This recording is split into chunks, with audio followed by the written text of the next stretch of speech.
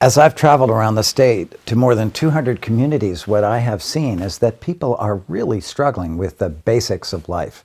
A good home, a good school, a good doctor, a good job. And I don't see this governor recognizing just how deep those problems are or taking the steps to support people to have those basic building blocks of freedom and opportunity for the middle class. I also see that we have a huge number of big problems heading towards us. If we ignore them, they're going to harm us in the future. If we embrace that challenge and move forward, we could be leading and benefiting this economy and all the people in it. So it's a question of leadership and values. I really think this governor is out of touch with what the people need and what the future holds. And I believe that, given my experience bringing people together and setting bold vision for the future, I think I could add something, working with others, of course.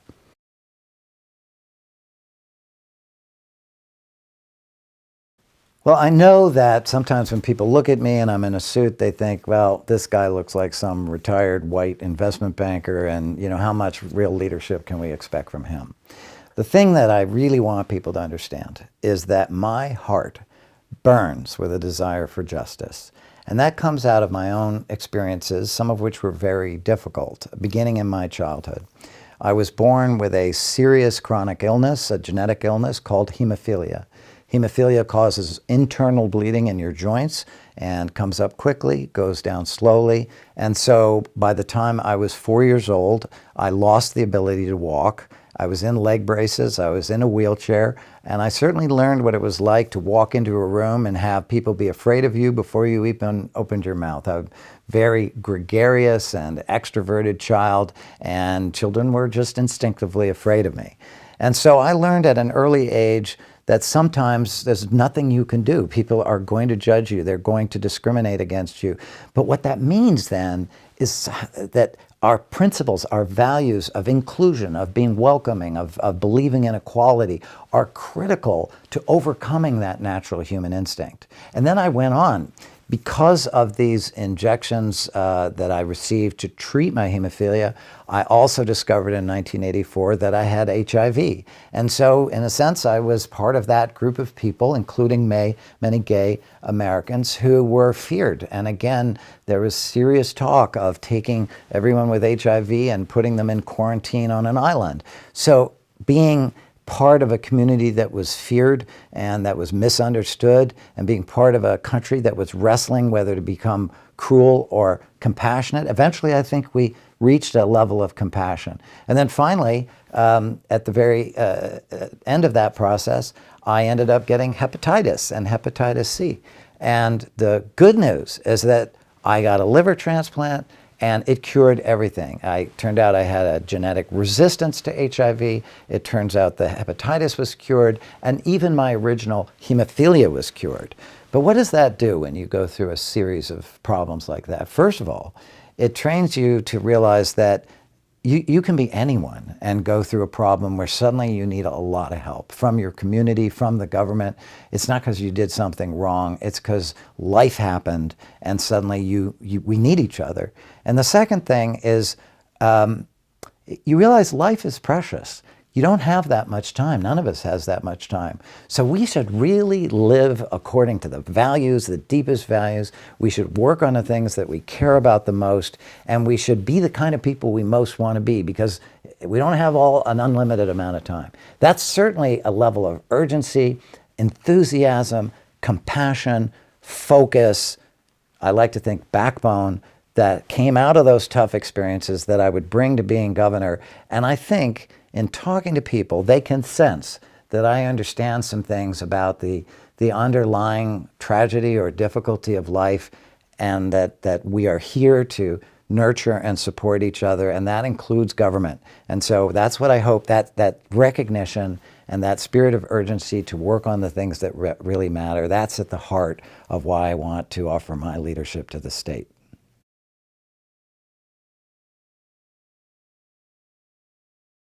Well, I think two primary things. One is that we have a severe and growing problem in our economy itself, so that the economy as it's currently structured is favoring people at the top and making it harder for regular people to get ahead.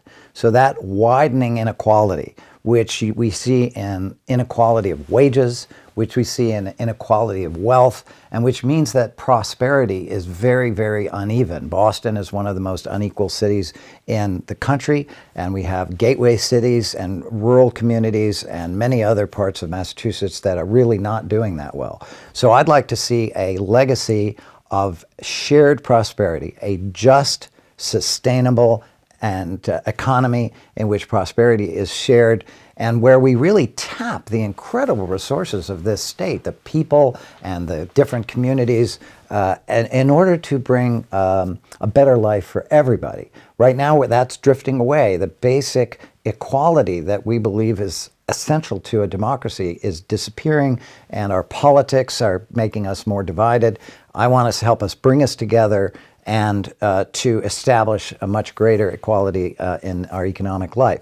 And then the second thing is I want to unleash what has been the Massachusetts tradition, that is our capacity for imagination, for creativity, for understanding that we're just at the beginning of our story, and that if we unleash that, not just in certain elite institutions, but across the whole Commonwealth, then we can see us also come together through innovation, respecting our diversity, honoring that diversity, and using the talents of people who right now we're not tapping and who have so much to offer. So I think it's both the prosperity for everyone and the reawakening of that creative spirit that has been part of our tradition for so long and could be again.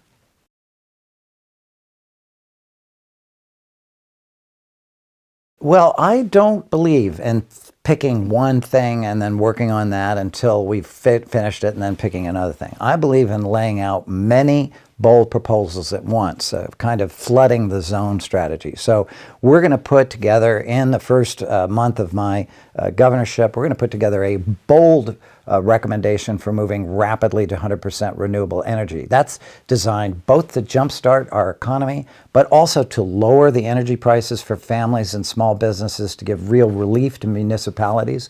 We're going to start to lay out a comprehensive new approach to transportation. First of all, fixing local problems as best we can, speeding up our rail as best we can, but mostly laying out what a 21st century modern transportation system would be. We also have to give immediate relief to our schools at all levels. I'm assuming that we'll pass the Fair Share Amendment and that we'll have that $1 billion, and we will then also immediately start to recalculate the foundation budget, which is the amount of money that was established to go to different communities. It's now out of whack, and we have to fix that. And then we have to go and really take a close look at our housing problems. There are many small steps we can take around housing, including opening up accessory dwellings, allowing for different forms of ownership, creating new forms of finance. All of these things have been done in other parts of the country. They've even been experimented with across Massachusetts. Overall, I would say that we need to move forward a sustainable economy, which is where we recognize that all the pieces fit together, and if we make progress in one area, we make progress in another. This, by the way, is a very well understood approach that's used in many parts of the world. Unfortunately, Massachusetts is behind, and this governor doesn't even seem to be aware of where most of the economies of the world are headed. So we're going to set a completely new tone. We're going to lay out a whole bunch of different kinds of proposals. And then in terms of moving people forward, my experience is that when people get excited and they believe that change is possible, they then start to push for it. They realize, my gosh, we don't have to settle for all of this, this attitude that everything is scarce and impossible. And one of the things that I plan to do as governor is to continue to campaign. That is to go out across the state and draw together people who agree with these bold changes and invite them to have a direct impact on the legislature. Also, I'll say there's a lot of good folks in the legislature, and you know, in some ways making a law is like making soup. You put a lot of things into the pot, but you need some heat under the pot. And the governor convening people and inviting allies and building grassroots support can put a lot of very productive heat. And finally, because there's so many parts of this state that have been overlooked or feel ignored, and they legitimately feel ignored, I have promised to move the governor's office 2 days a month to one of those overlooked communities so that we can put the spotlight on them, so that we can answer questions that local people have, and so that anyone who wants to come meet with me has to come see Massachusetts in its full beauty and understand that we're really one Commonwealth. So I feel very excited about what would be possible, but it means that you have to lay out a bold agenda, set a new tone, invite people's imagination and participation, none of which, by the way, this governor has done. And yet, I think that's in fact the path that people in Massachusetts want.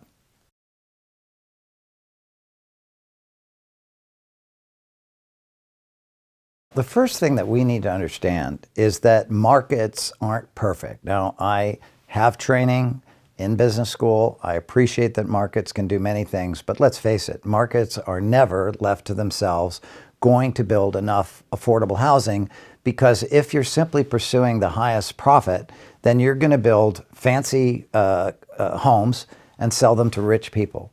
So we have to build in structures that adjust housing markets, because markets aren't doing what we need them to do on their own. Now, what does that mean? It means that we have to make sure that we have the appropriate tax credits, both federal and state tax credits. We have to encourage local investment, and we have to alter our local zoning rules. We have to explore many new forms of ownership. I used to be head of something called the New Economy Coalition, and that's 200 organizations looking at new forms of ownership for housing and for businesses. So co-ops and land trusts and co-housing and mechanisms that increase and make available to people who currently can't even get into those forms of housing. We need to reward people who can build or maintain a rental unit in their own property. Where we're sitting today is my home. It was originally a single-family dwelling. After World War II, it was broken into 3 apartments. And then when we bought it, we took one of the apartments because we had a larger family, and then we rent the 3rd floor. That 3rd floor allowed us to build our equity. Here in Somerville, we used to have the triple-decker model, where you could buy 3 units, live in one, have your parents in another, rent the 3rd, and at the end of 20 or 30 years, you had real equity. So those are all models that we have used in the past as we've allowed the housing markets to change and be bent towards the more expensive, the more luxury housing. We have lost that. The good news is that there are mechanisms for readjusting it. Some of them are financial mechanisms, some of them have to do with direct state investment, others have to do with changing certain regulations and zoning laws.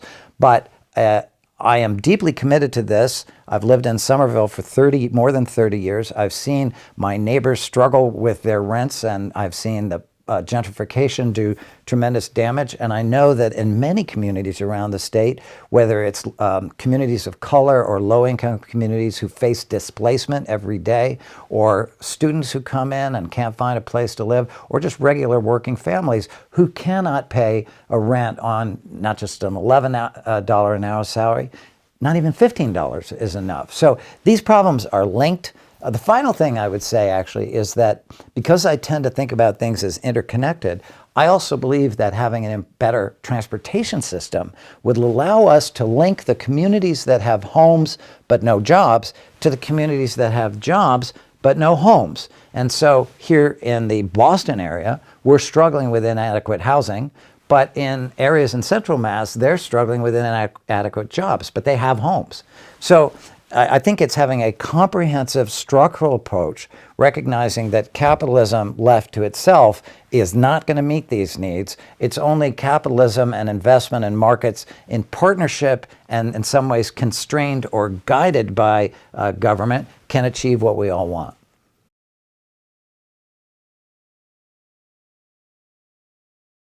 The problem of inequality is very deep, and we're experiencing a crisis nationally in capitalism, and with the widening gap between the people who have assets that continue to grow, whether it's real estate assets or stock assets, and then people who are working for a living and can't get into those forms. These problems are intensified for communities of color because they face additional barriers. It was shocking just the other day to read that although redlining itself, that is excluding certain communities from getting mortgages, has been outlawed, in fact, it continues in practice. And as I have worked with communities of color and leaders, the number one problem that they face is the question of discrimination and access to ownership, whether it's ownership of a home or an apartment or of a small business. So one of the things we have to do is not keep making the mistakes that we've made over and over again, which is when we have a massive investment in something, we forget to design it so that it has additional benefits. Here's a clear example. We put $18 billion of public and private investment into the Seaport District here in the Boston area. That was right next to the communities of Dorchester, Roxbury, Mattapan, East Boston, all within just a few miles. Did we design that huge investment project so that it would benefit those lower income communities? No. We did almost nothing. And then the Globe wrote about it in a big expose on the failure to address these economic problems.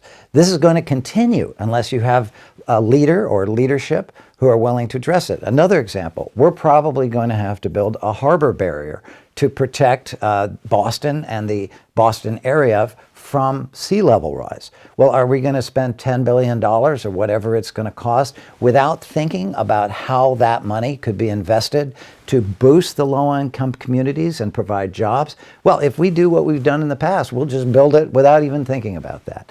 We have to have an integrated understanding of economic policy that directs public resources towards the communities that most need them. When we look at our big anchor institutions, our hospitals, our universities, our other big institutions, they could do much more to buy what they need, to procure what they need from local communities. And we need to direct that purchasing much more to local communities and businesses than to big national companies that really benefit no one but faraway shareholders. And we need to keep that money as much as possible inside the communities and inside the state. I'm often asked when we look at big projects like moving to a better transportation system or affordable housing, how are you going to pay for that? As someone who has a background in finance and business, in addition to my social justice background, I think that's a great question. It's not the first question. The first question is, what do we really want? The second question is, what would be the benefits of having that? The third question is, what would be the cost of not doing it? And then finally, what is the price tag and are we willing to pay for it? So let me give you an example. I'm picking a number out of the air, but let's say we wanted to build a modern transportation system that linked all the different parts of Massachusetts, as they have in many countries of the world. Let's say we wanted to do that and we realized it would cost $20 billion, picking a number out of the air.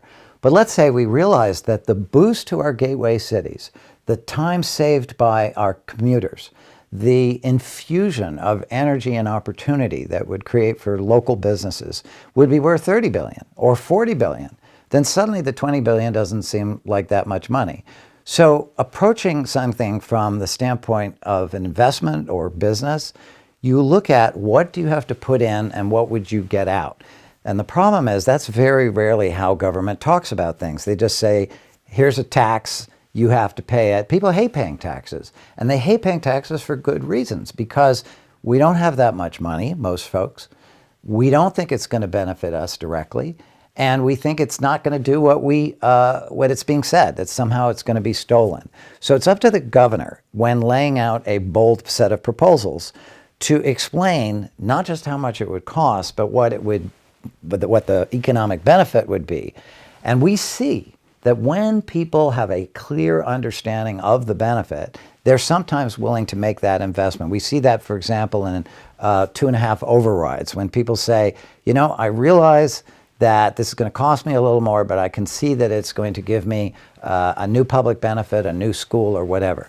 And I think that's one of the things this governor has failed to do. Charlie Baker should be explaining to us that our system of transportation is dysfunctional, our fossil fuel system is broken and leading us backwards. Instead, he should say, yes, some things are going to cost us more, but if we pay that, we're going to have benefits that are completely unavailable any other way.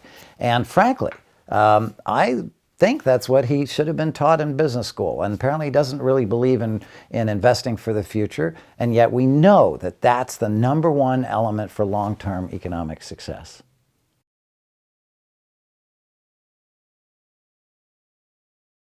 I am very skeptical about the value of any Amazon deal because, first of all, I don't believe we should be handing hundreds of millions of dollars to companies that already have billions of dollars. Secondly, as someone who cares a lot about workforce development and high quality jobs, I want to be sure that any Amazon arrival would include truly excellent jobs, not necessarily warehouse jobs or other jobs that might actually disappear. Amazon has done as much as any institution in the United States to destroy small business and to change the nature of our modern economy. And of course, I have used Amazon, many people do, but this is part of a larger problem, which is what is the future of work? If I can extend this question, we have now huge companies pushing for changes that may or may not be good for us. Driverless cars is a good example. We already have them driving around in the Seaport District. We hear from GM they're going to be brought on board in 2019. Well, what happens to all those Lyft drivers and Uber drivers and taxi drivers who are just trying to earn a little to make ends meet? What happens to the 3.5 million truck drivers and all the people who support that? So we have to scrutinize these proposals very closely and ask ourselves, is this really going to benefit us? Where are the 50,000 people going to live if they come here? And what will that do to our housing problem? Another thing is that Amazon has made it very clear that they want to eliminate as many jobs as they can. They bought a Massachusetts company called Kiva, which makes robots. They took all the Kiva robots off the market, and they now use 100,000 of those Kiva robots in their warehouses to eliminate jobs. And in fact, as someone who pays attention to what investors and business folks are saying, most business leaders are talking with enthusiasm about how many jobs they're going to kill. And even the president of MIT recently said that these changes are coming at us quickly, and we need to be prepared for them politically. So one of the things I would do with Amazon is to drive a very hard bargain in terms of what gains we would actually get. And then secondly, I would appoint a commission on the future of work to report back in 6 months about how we can be prepared for the negative job impacts of much of this artificial intelligence. Now, other countries are looking at this. In Sweden, for example, they are encouraging new technology because they don't protect jobs, but they do protect workers. But we don't protect workers here, and we try and break down unions. And so as governor, I would go back to the idea of making sure that people have work and making sure that the investments that we make real sense. I'd rather give the money we'd give to Amazon and spread it to all the future Amazons in this state, all the small businesses that create the real jobs. So I'm skeptical. I'm not saying absolutely no, but I'm saying no unless it meets certain important criteria that really benefit our communities and our workers. We do need mechanisms for innovation.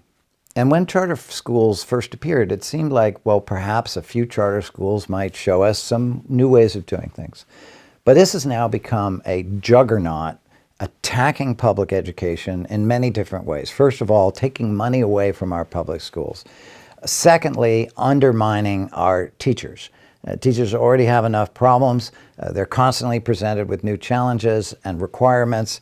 And now we suddenly see that charter schools often put downward pressure on wages. I'm familiar with one teacher at a charter school now who's facing the loss of his job because he's now reached a certain age that he's paid a higher wage, slightly higher wage. So what do they want to do? They want to get rid of him. And he serves at will. He has no union to protect him. So in my experience, charter schools, once they gain a certain momentum, they can start really to damage the public school system and the whole idea of public education. So what I'd like to see as governor is, first of all, a strong recommitment to the idea of publication, education, public education, going all the way from 0 to 3, help people take care of their very young children, then pre-K, then all the way through K through 12, where I oppose high-stakes testing. We have to prepare our kids for the new economy rushing down. And then before I ran for governor, I was at UMass Boston, where I saw so many young people working hard, holding 1 or 2 jobs, and yet not able to complete college without tens of thousands in education. So we need to go back to square one and rethink what it is we want in an education, what we expect from our children, what we expect from our teachers, and then what we expect of ourselves to meet those requirements. That's the only way we're going to survive in a 21st century global economy.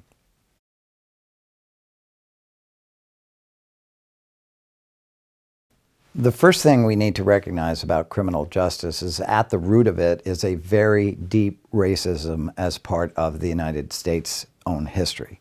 And what I mean by that is that behaviors that we sometimes accept among white citizens, we criminalize for black citizens or other people of color. So that bias has done huge damage for centuries, and especially in the most recent 50 years, as we have used the hammer of coercion and imprisonment instead of offering the kinds of transitions and services and diversions that help people who have made a mistake or who are drifting towards criminal behavior to be rerouted. Now, that's slowly being addressed, but we have a long way to go, and that's because of a deep built-in bias, both of the rules and of the way the rules are applied, and even in the people who participate, including members of law enforcement. Now, in the particular bills, there are some very good things, and we have seen society swing back and forth between more an emphasis on corrections and rehabilitation, and then way over to punitiveness and 3 strikes and you're out. And fortunately, we seem to be in one of those periods where we're moving back to recognizing that the purpose of incarceration is, yes, it is to apply justice for things that have been done that are terrible in some cases, but also to bring people back to where they can participate. So eliminating mandatory minimums, that is a very important part.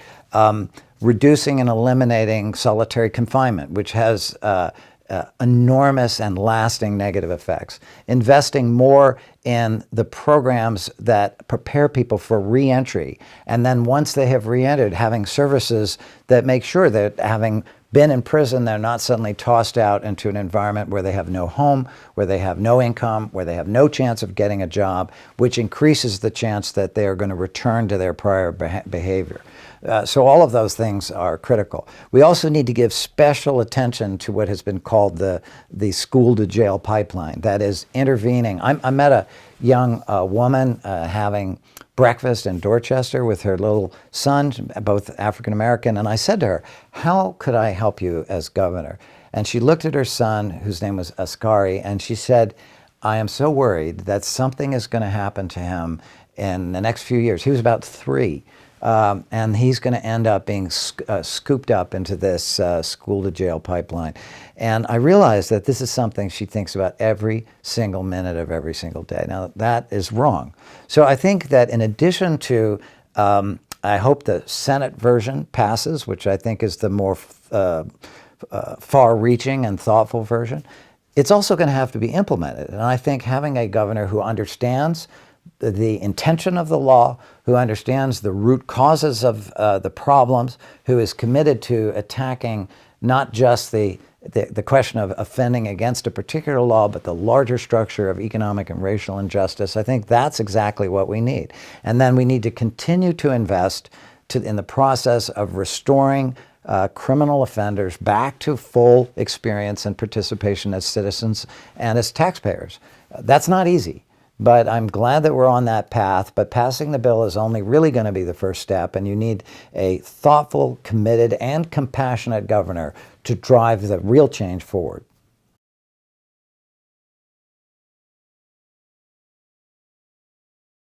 Well, first of all, when we first had the campaign for clean elections, I was a part of that. I supported it. That was about 16 or 17 years ago. It actually passed, as many people will remember, and then it was undercut defunded and eventually killed by a Democratic legislature. That was a terrible mistake. I mean, let me be very clear. Our system of democracy has been hacked. It's broken. It's corrupt, and maybe a little less so in Massachusetts. But the way that we do things here, first of all, when you decide to run for office, the first thing you have to do is go find a bunch of rich people who will back your campaign, and go to their friends and bundle money and get you the money that you need. And if you don't do that, then people say, well, obviously you can't win.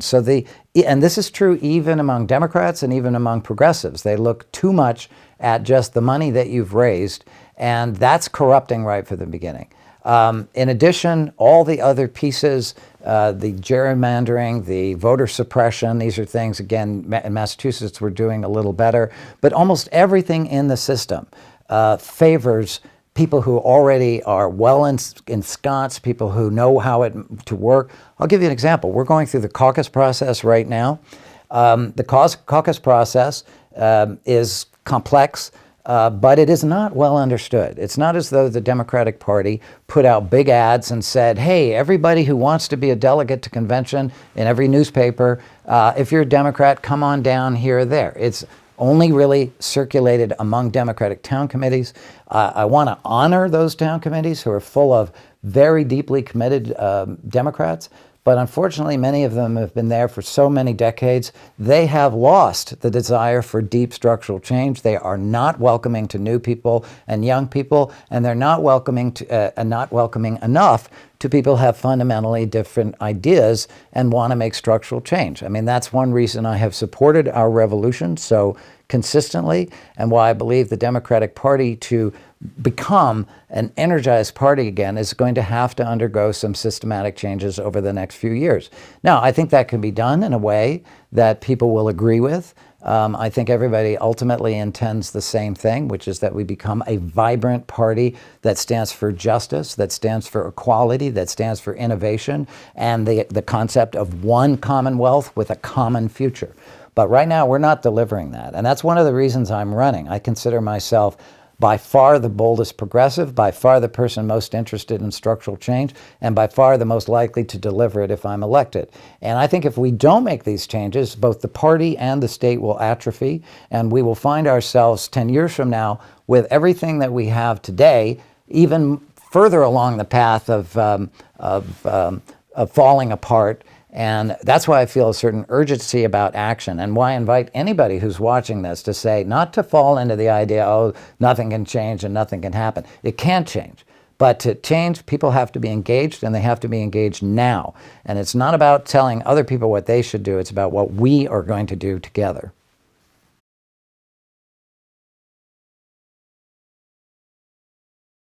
Right now, we're experiencing a fundamental shift in what we understand an economy to be. Now, before, we were willing to pursue an extractive economy, just dig stuff out of the ground and use it, without any regard to how much of it is left or what damage using it might do. Now, over the last 40 or 50 years, we've come to understand that if we want to survive as a species on this planet, we have to move to an economy that is sustainable. And that means that we do not use extractive resources at a speed where they cannot be replaced. By definition, many of them cannot. And that we wean ourselves off of this deadly energy form of fossil fuel. Now, the thing about it is, in Massachusetts, we have the potential to change things dramatically. We have the perfect offshore sites of any state in the country. We have the opportunities to bring in solar power that could move very, very quickly. We do not need to build the pipelines the governor and the fossil fuel controlled utilities keep insisting. So there are many, many things we could do that would have an immediate consequence and benefit for us. We spend $20 billion on fossil fuel. If we weaned ourselves off of that, that would be equivalent to $3,000 extra available for every person, not a check handed to them, but just that much more. We are actually at a very good size to do this, because I've had the chance to travel some parts of the world, and in a country like Denmark, that same size as we are, they committed to offshore wind. They're now getting 50% of their electricity from offshore wind, which once you build it and it starts turning, doesn't cost anything more. The energy is essentially free. There are so many other elements that we could be tackling that would lower the heating costs and improving our energy efficiency and moving our transportation system away from fossil fuel. I mean, I am American-made a Chevy Volt, which is an electric car. I don't understand why the governor doesn't drive a Chevy Volt. By the way, just if you like cars, this car drives like a dream, and it has the best pickup of any car I've ever been in. Why aren't we moving into the future? Why are we holding back? Why are we holding on to a system that costs us so much and wastes money and feeds money into the fossil fuel companies that have been lying to us? And on top of that, why are we benefiting from something that is destroying the planet? You would think that endangering the very planet that we live on would be enough to motivate us to act. Instead, we still have an unwillingness to act, a willingness to stay invested in companies that are generating money and that we are benefiting from. The system is broken, and I am eager to fix it, not only because of the benefit for climate, but the very specific economic benefit and quality of life benefit it would offer to every family in Massachusetts. This is long overdue, and it is shocking that this governor, who was a climate denier even 10 years ago, has not embraced it. I literally don't understand what he is thinking, since the rest of the industrial world is moving so rapidly to a new direction that we are ignoring.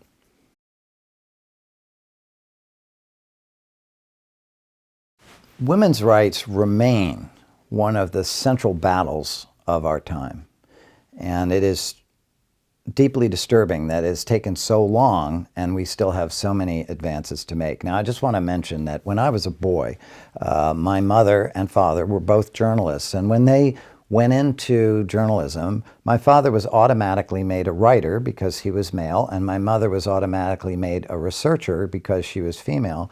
And at one point, when she worked for Time Life magazine, she proposed the Time Life cookbook series, which became very popular. And she wrote up the whole idea, and they accepted it, and she went in expecting she'd have some role, and they said to her, "Oh, you don't think we'd put a woman in charge of this?" So I grew up with a sense of outrage at the cruel and idiotic denial of opportunity to talented women at all levels of society, and particularly low-income and women of color. So this is a legacy we are still fighting. Now, women have some special challenges that need to be met. Let's start with the medical questions. So child and maternal health is key to the success of our wider community, and yet we don't do enough. Women's reproductive rights. We are still fighting this issue, this deeply personal and moral question. And what I object to is that people who oppose abortion are willing to use the full force of our police and prison and court system to impose a position that should be left to an individual woman to make. We also have issues of contraception and other forms of care that where we need to make absolutely sure that the coverage and the treatments are made available, because of too long they have been denied or that men have been favored. Then when you move into the economic sphere, we see this persistence of pay inequity. One thing I would do as governor is demand that every agency of government and ultimately every large corporation in Massachusetts do a pay equity study, which would be released. But pay equity isn't the only question. The glass ceiling is another one. The refusal to promote to positions of leadership. The refusal to include women on boards of directors of major companies. I mean, this is ridiculous. Like any wasted talent, it is damaging to ourselves, and it creates such a climate of unfairness and of of cruelty, of denying people who have skills and passion that they want to share. And then when you add to that the long and horrifying legacy of sexual harassment, and I would include domestic violence, these two things have persisted too long. They have been poo-pooed by male leaders or perpetuated by male leaders.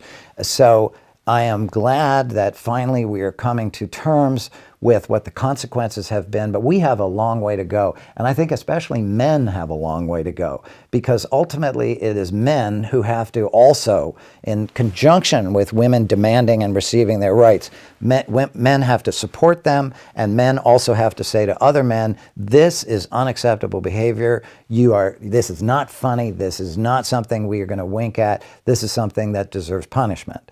And I think, again, as someone who fought all-male eating clubs 40 years ago when I was in college, and who has worked hard on feminist issues and issues of gender justice for a long time, I feel very, very strongly about this. And I like to think that even though I personally am not advancing the cause of women in politics, I think as governor, I could support organizations like Emerge and others that are training women to run for office. And I share the goal of many women's organizations to have 50% at least representation in our legislature and on our boards of directors and pretty much everywhere else.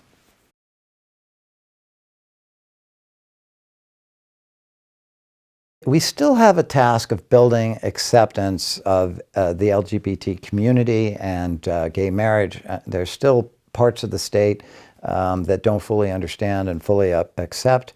I'm very proud to live in Massachusetts that's made so much progress. I think the key area right now is in transgender rights. We see transgender rights being attacked. There's a ballot initiative to try and roll them back. This is an area where we need particularly articulate and bold and emphatic leadership from the governor.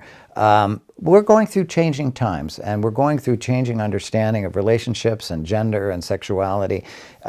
Undoubtedly, that's confusing for some older people and people who did not grow up with that. But the state has to absolutely be on the side of ensuring the rights, the civil rights and the economic rights of people who are gendered differently or who have evolved in their own self-understanding and identity.